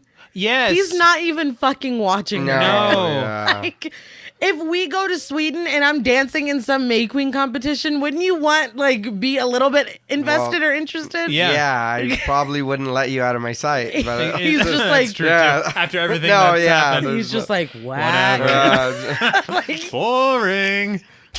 yeah, she's just wasted and dancing her ass Yeah. off and she's just winging it. Doesn't know what's going on. She's like, fuck it. And he's Yeah. just yawning, Yeah, he's sitting just over there. there. Like, he could not give a fuck less. But a lot of stuff goes on as they're dancing because they're spinning around, and then Danny sees a woman vomit. Yeah. And then fall out of the competition, and she looks really disturbed, but she keeps dancing. Maya gets eliminated from the competition, and she stares at Christian. But and she then, gets eliminated as soon as Christian comes and sits down. it was on purpose. Yes. It was clearly on Yeah. purpose. But a woman brings some tea over to Christian, and she says, okay. She says it opens you to the influence, and it breaks down your defenses and Yes. leaves you open to influence.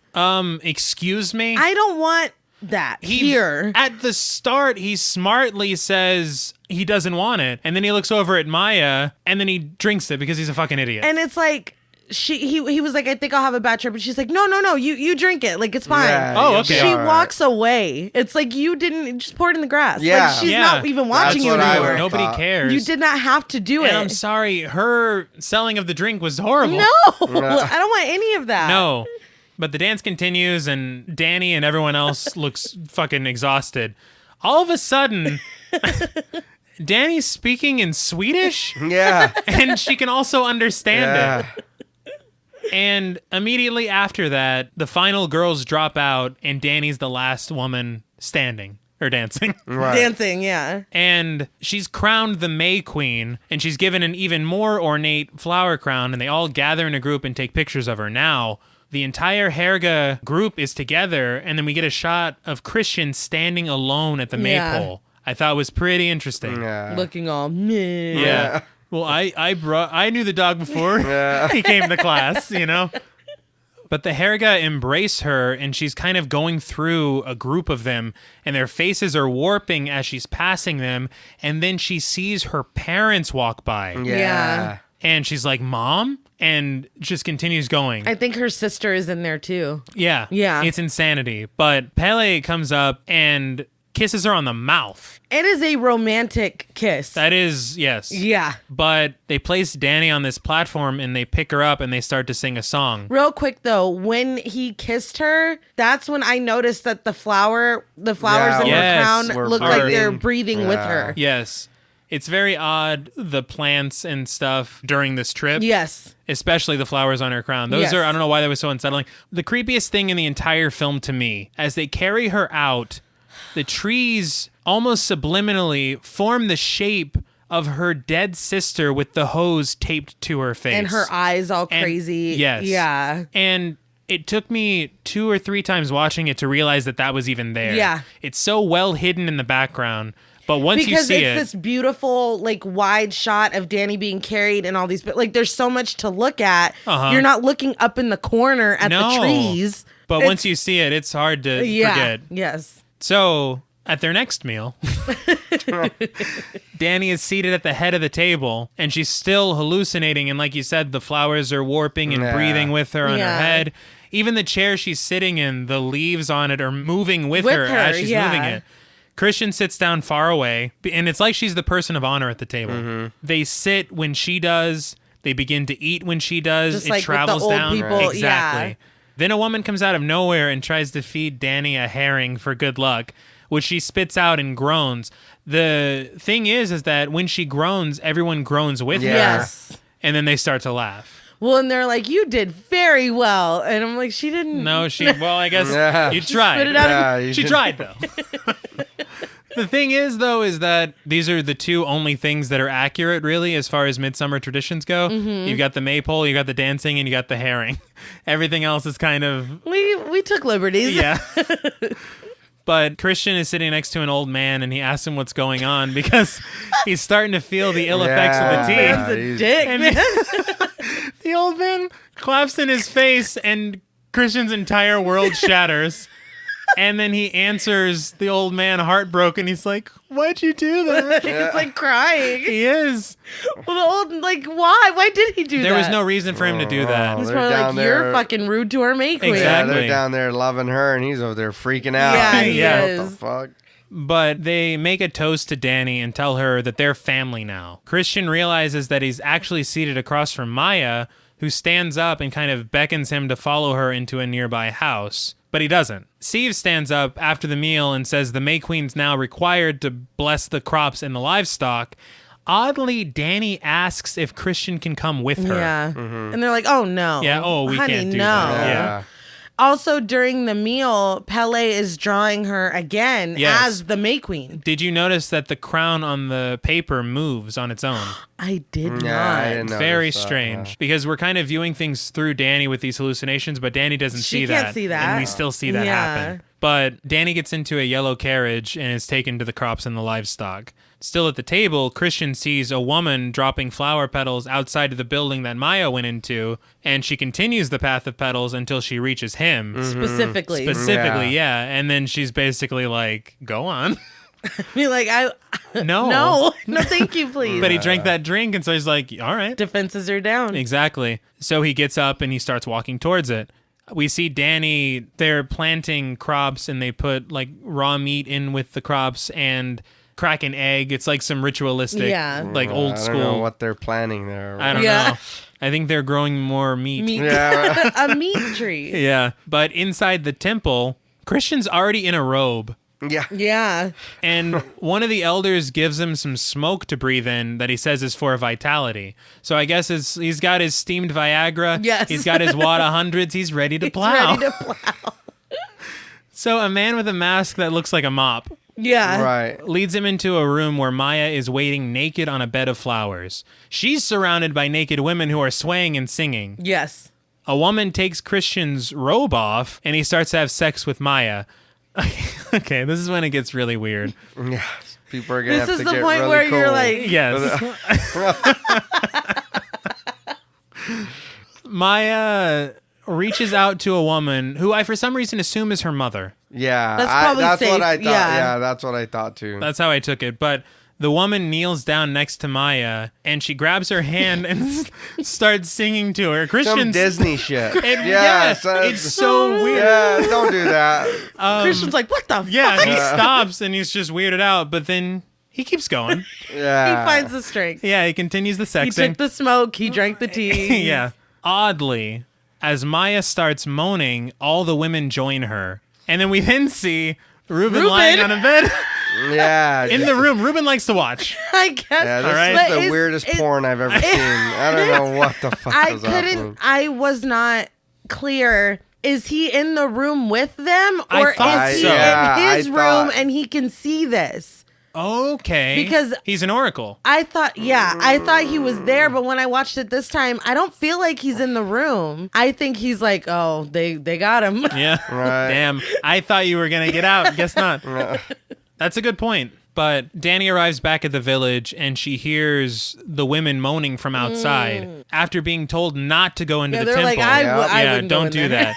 She heads over there anyway, and she looks through the keyhole and she sees Christian with the women, and she throws up and begins to wail really loudly. I do want to say, and I know you've said it a few times before, but she always looks so sad. She She really does. does. She looks so sad. Her and I'm frown like, is I just almost want to like give her a exaggerated. hug. Yeah. I'm like, God Yes, damn, dude. It's okay. really sad. I'm like, and she does look, I noticed too, I was like, she looks tiny in a lot of these scenes. Yeah. But she's my height. No shit. So yeah, she's my height. Well. So I was like, fuck. Then I must look like that. Well, now you know how you Yeah, look on it's like, screen. I'm the must- May yeah. Queen. There's a little May Queen in all of us. Right. So the women take her to the barn, and she has, I guess, a panic attack, it seems Yeah. like. But all the women gather around her, and they match the intensity of her cries and the breathing with her cries until they're all breathing and crying in unison. Yeah. So does that mean they're feeling what I she's feel like feeling? I or- think so. I feel like that's a thing that they have done numerous times. Right, It's right. like the way that they're connected and their empathy. That's how I took it. Yeah, I just was They're like a little suffering with her confused. because they were Yeah. like crying and Okay, everything. yeah. I read from Ari Aster, he did an interview, and he said that the language of the Herga is empathy.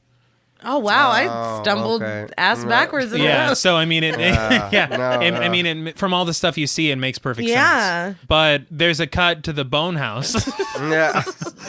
where Christian's doing his business with Maya. This Okay. is what This is when remember sitting in the movie theater and being like, okay, again, I am here with my parents. Right. This is like, I mean, it's bad, but Yeah, you it know, was- whatever. This This is a is- ritualistic, whatever the fuck. Yeah. When this happens, I'm like, I gotta go to the bathroom. no, it's funny because It's too much. it's beyond what's necessary. Yeah. Because an old woman gets behind Christian and starts pushing on his ass, like, hurry up. Granny, no. We've been. Yeah. It's funny because the movie is 2 hours and 27 minutes long, and it's flowed so well. At this point, I'm looking at my watch like, damn, this movie's been on. Is this shit over with yet? Like, god damn. I sat through it, but it's like, okay, Yeah, we got I think it could have been 2 hours and 24 minutes. All I'm saying is this group of scenes could have been accomplished a lot quicker. 100%. I agree. All you need is Christian walking in, maybe him even climbing on top of Maya. They start to Yeah. have sex, and then Danny arrives back at the village. Yeah. She looks through the keyhole. We hear the moaning, and that's enough. No. We There don't was a need lot. Yeah, they were moaning with her. We will say Yeah. nothing is left to That- the yeah. imagination. No, that leave was- this for the director's cut. But they finish And having. I did read that this scene was longer and that they cut it down. Well, I'm glad. yeah, because God, Could have handled a little more scissors there, Ari. Yeah. But they finish having sex. Maya pulls her legs up to her chest and says she can feel the baby inside of her. Now, I'm not a doctor. Yeah. Not an OBGYN. I don't think it works that quickly. But I guess in the afterglow, Christian's in the afterno, Yeah. What have I done? and he freaks out and he runs out of the temple frightened, Butt ass naked. butt ass naked. Yeah. Yeah. And I read that it was the actor's insistence that he be naked because Christian was supposed to put his robe back on and run. Right. And I like his justification was that in so many horror movies we see women kind of naked and disgraced and running around and scared, and he's like, it's a man's turn to kind of Right. and I'm like, hell yeah, it's a man's turn It's- to be naked and afraid. It demonstrates that vulnerability yeah, that you I really thought that do. was I thought it was, I mean, it's gratuitous, but No, it is. once I read that I was like, yeah, man, like you're right. You want to see a man naked and afraid? Turn off the lights when I'm taking a shower. I'll get scared real quick. Like, who's there? But thankfully, Christian hides his shame after Yeah. a little while. Eventually, He tries to run left. He sees people. He tries to run right. He sees people. So he heads straight. But then he sees at a house, Josh's leg, his severed leg, is planted in the Yeah. ground. my question for that is why? I don't know. Because at the, is it like after a certain point they're like, oh, we don't need to fucking hide it anymore. They drank the tea. It's like I don't Maybe. that part. I don't like. It's a really creepy visual, but why did they do that? I think they were trying to grow another Josh. Clearly, Probably. No, but I don't get it either Is it because your body is gonna deteriorate into the earth? I and get you're that, but going why- Back But to the thing feed is- but why earth? would you have it sticking out? It's Like been- it's it's a been- crop. everything's been Maybe hidden. It's a little at a Everything time. has been hidden. But now they're like, all right, everything's going crazy now. Let's Right, do it. like fuck it. Fuck it. We got his seed. She's the May Queen. Let's keep going. Right. So he runs inside a building and shuts the door. But when he turns around, he sees Simon's body flayed and decorated with flowers. His lungs have been pulled out of his back. And he's still breathing. He's still breathing. Yeah. Now, I read that this is an old Viking torture technique. I heard on Wisecrack that they don't necessarily have proof that this was done, but it was written about. So there is the potential that it was actually a real thing that did happen. It's just another, I mean, I guess it could be explained as being part of the ritual, but like, why did they do that? And my question is, why Simon? Yeah. Is it because Yeah, of the way he was the loudest reacted and he at was the like, Atastupa? we're getting the fuck out of here. And they're like, oh, no, Simon. No. But No. I mean, he didn't do anything bad. None of Wasn't- them did. I mean, Mark did, but Yeah, honestly, Christian Mark, is Josh a did dick. too. Yeah. Mark deserved the Blood Eagle more than Yeah. Yeah. Simon. But I mean, they took Simon first. They're like, we already did that. So Yeah, I guess we'll just skin him. But Christian looks up at Simon, who has sunflowers on his eyes, and then he looks back down, and one of the elders pocket pocket sands sand. Yep.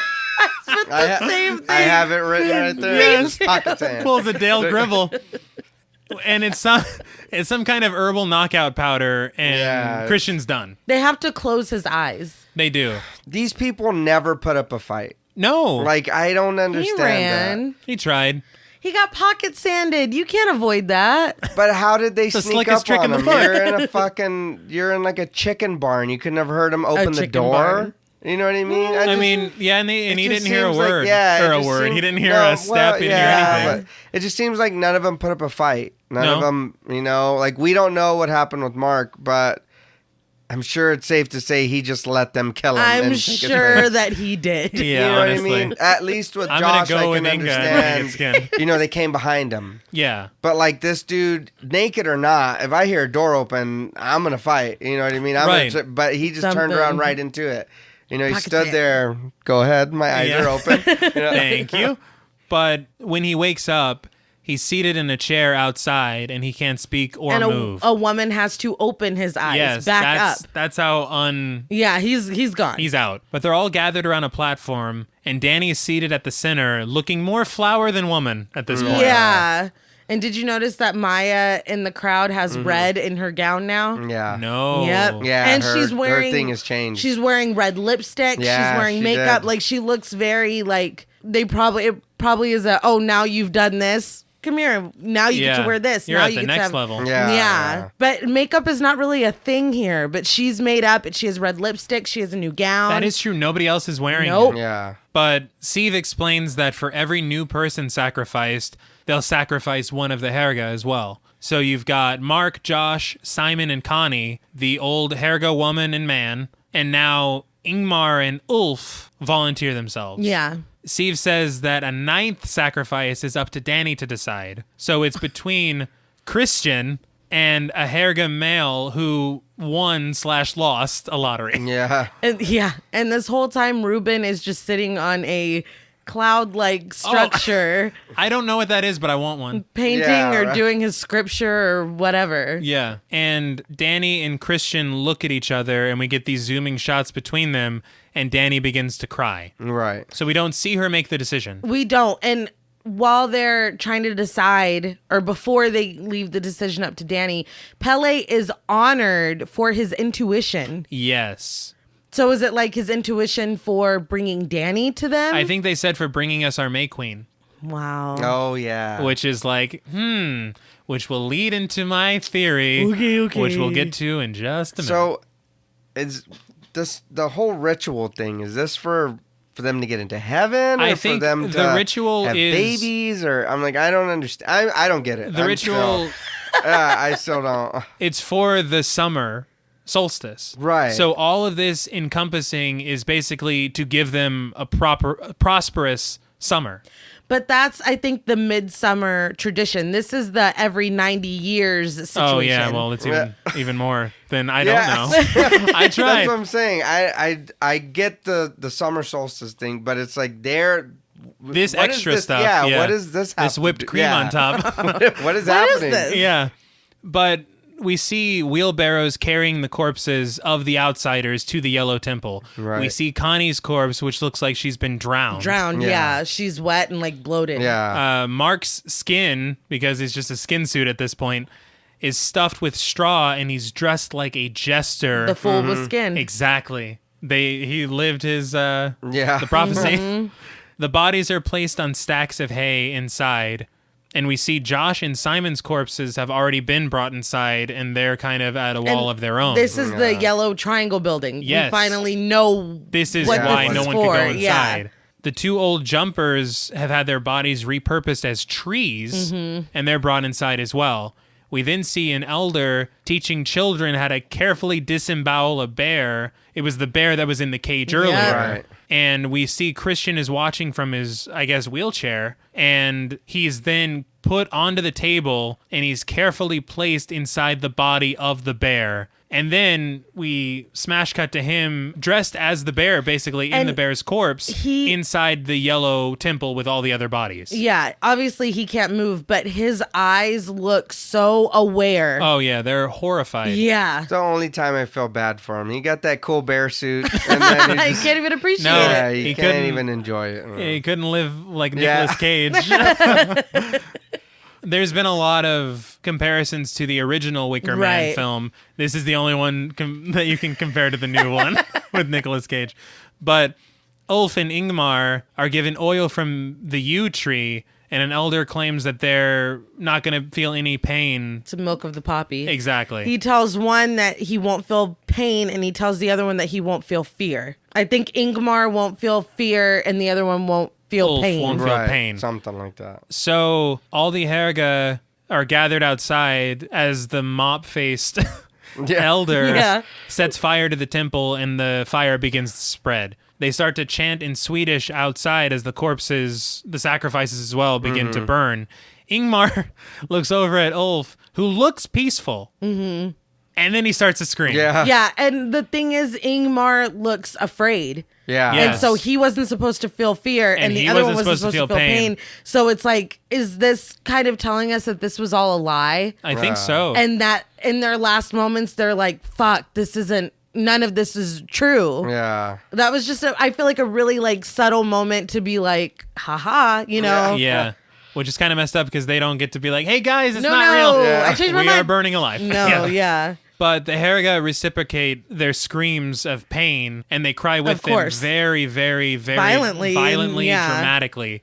Danny begins to wail and cough outside in her giant flower dress. Yeah. And then she turns to look at the Herga who are losing their minds. But then she looks back at the burning temple, and her look of fear and pain turns into a smile as the temple crumbles and the music swells. Mm-hmm.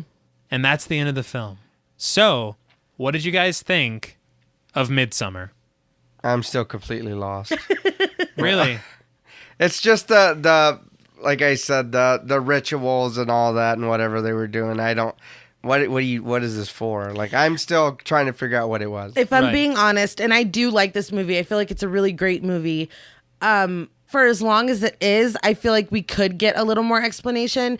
I would like a little bit more on Ruben's whole situation. Yes, thank you. Because like his character design is so striking, and like I know that he is important. But they never explain why or No. how. They just say that he's an Right, right. oracle. He writes in the book. He But what- paints. Like, But I would like to know more. yeah. Is he in some ways a mastermind at this point? Is he, did he foretell all this to happen? Right. You don't know. So, Yeah. I mean, and it's like some of the motivations of the Hergas that bring them back. Like Ingmar, did he bring Simon and Connie because he was salty that they were together? Right. Oh yeah, I'll officiate your wedding. Come to Sweden with Yeah. me. Did We'll do it when we get back. yeah? Did Pele bring them because he knew Josh would come because he's an anthropology major? Christian and Mark are pieces of shit, so they kind of have it coming, Yeah. and Danny's gonna be their May Queen. Like, was it that? I don't know. I want to get into my theory very quickly about Pele, because in the beginning of the film, when Danny is leaving the message on the machine for her parents, as you pan over, Danny's mother has a picture of Danny on her nightstand, and there's a crown of flowers on the picture. So, Foreshadowing. yes. I wonder how much Pele knew about Danny's family history. I wonder how involved he was in getting her to go to Sweden. There are theories that are kicked around on the internet That it was him. Pele actually murdered Danny's family. I do wonder if that's possible. I don't subscribe to that, and let me tell you why. Okay. I think that the flowers on Danny at the house was kind of like this was always meant to be her destiny almost. Okay. And I also feel like there are these tropes where a girl's with a guy that's kind of an asshole, and then she meets this other guy that shows her, oh my God, like I could be treated so much better. This being like the ultimate dramatic breakup movie, Yes. I feel like Pele's role in that trope was to show her that she is a queen, for lack of a better term. Right. And she so- literally became one. Exactly. This whole story is kind of Danny's progression from this like gaslit girlfriend in an abusive relationship to her those moments where she's like, you'd do some shit like that. You know, like we see her realizing the situation that she's in. We see her claiming her role as queen and then getting the ultimate revenge on Christian's fucking ass. And so, I mean, I think that Pele was used as a device to get Danny to where she deserved. Because in my mind, she stays there. Oh, And yeah. No, yeah. that's her Yeah. family now. Just like and I feel like her seeing her family in the crowd was that. That it's I'm like- home. Oh, This okay, is my yeah. family. And Odd saying, "Welcome He even home." says, welcome home. I feel like this was kind of, Danny was always supposed to end up here. That's how I took it. I think I like Pele. So I- maybe I'm like, no, I he think would it's never very do interesting. that. I think my only thing about Pele is there's so much stuff that he knows that he sets into motion. Though the end result for Danny is honestly beneficial, It is. he did some nefarious shit. He did, and I'm Yeah. not saying that he's perfect because he did bring most of them there to be killed. Exactly. Let's Yeah. be clear. Like, did Josh deserve to die? No. No. Yeah. But I Mark mean, probably did. Yeah, no. Josh should have listened, and they were He sacred should've. texts, He and he broke should the have minded rules. his own fucking business. Yeah. I mean, But would he have survived if he did? No, probably not. Well, then it doesn't matter. I did like that you brought up the lens of the breakup. Yeah. When you watch this movie as the ultimate breakup movie, it changes how you watch the movie. Yeah. And it changes a lot of interpretations of certain scenes, certain moments, and it honestly gives you more of an appreciation for the film itself. I did want to talk about the mural, but I feel like I could go on for a really long time. What I would suggest is to look it up and look piece by piece and see how it is literally the whole movie This is the Yo, mural no. that opens at the film. beginning of the Yeah. film. Yes. Yeah, it's the whole movie. It's in that one crazy. painting. He Yeah. told us everything in the first 2 seconds of the film, and we were Yep. just like, man, I wonder what's going to happen. Yeah.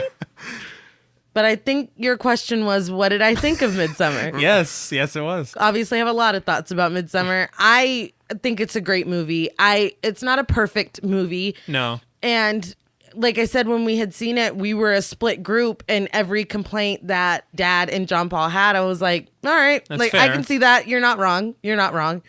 Personally, I think it's a really great movie. I think that it should be watched, and it should be watched more than once. Yes. Right. And it's definitely a really good movie to watch and then sit down and have a conversation like this, where it's like, Pele, you know, this, no, he didn't, blah, blah, blah, Yeah. you know. It's just one of those movies where you can really deep dive and have a lot of fun and a lot of good conversation because of it. Right. Like a lot of really good movies, they're becoming conversation pieces. Yes. And this is definitely one of them. But No, yeah. I think that brings us into ratings. So I am going to give Midsommar 8 breathing flowers out of 10. I think it's a great movie. I think there are a lot of avenues that they went down that are very interesting. The story is original, though it does draw upon things like The Wicker Man, other, you know, True. pagan horror. I think that Ari Aster is quite the visionary filmmaker. Definitely. The amount of research that must have gone into this, the set design, it's just an incredible film that I think everybody should watch.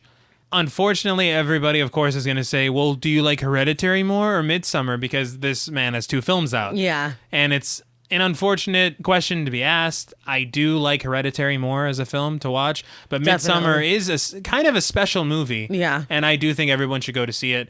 I think 8 is a very fair score. But before I open the floor, I have to say Florence Pugh's performance is amazing. It's incredible. Hereditary had Toni Collette. Midsommar has Florence Pugh. I was going to say, I really want to commend Ari Aster for these strong lead female roles. Yes. And the performances are just they're good. unrivaled. Great. Like, they're incredible. But now I will officially open the floor to you. As you've said a few times, when I first seen the movie, I hated it. I just didn't. Yeah. I did. I didn't like it. I just didn't. But watching it again, I will say I changed my mind. I don't hate it. Good. It is a good movie, but I feel like it's a movie you should watch with the group.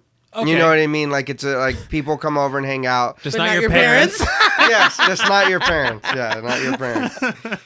Which I love your parents, but that was a little awkward. That was very awkward. That was but you know what I mean? Like you said, it's a good conversation. It's good to talk about, to see, and then see everyone's reactions and listen to what everybody different has to say.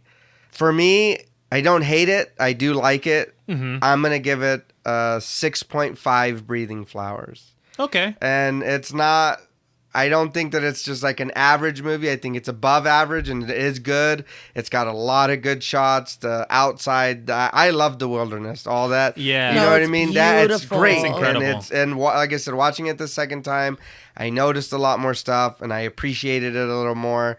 But I'm still confused. I still have questions, I guess. You know For what I mean? sure. Yeah. So it's like, well, what's happening? You know, does this because this girl got pregnant? Was all this so that she would have the baby? Because she's like, why feel the baby now? Right. Was that this Or the was that end its to own it? thing? Or was Yeah. that something Oh, that's just a different? side Or is it- story. Yeah. That was a side quest. Side Yeah. You know, it was just I was still left with questions. Mm-hmm. And which is good because it makes me want to dig more into the movie and find out what's going on. Mm-hmm. But it's still, in the end, I'm still just kind of scratching my head like, what the fuck was that?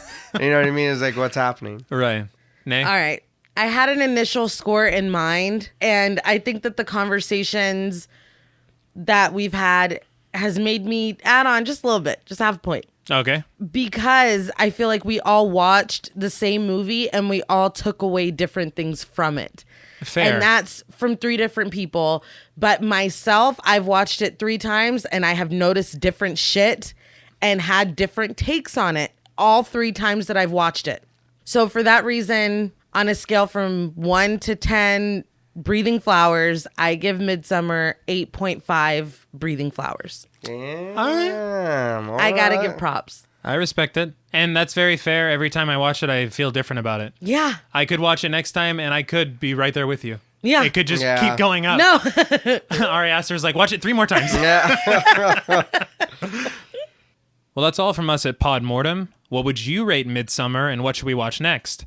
Let us know on Twitter at the Pod Mortem. Don't forget to follow us on Instagram and like us on Facebook. Be sure to follow each of us on Twitter at TravisMWH, at Blood and Smoke, and at RealStreeter84. Remember, not every relationship has to end in flames. Just break up. Until next time.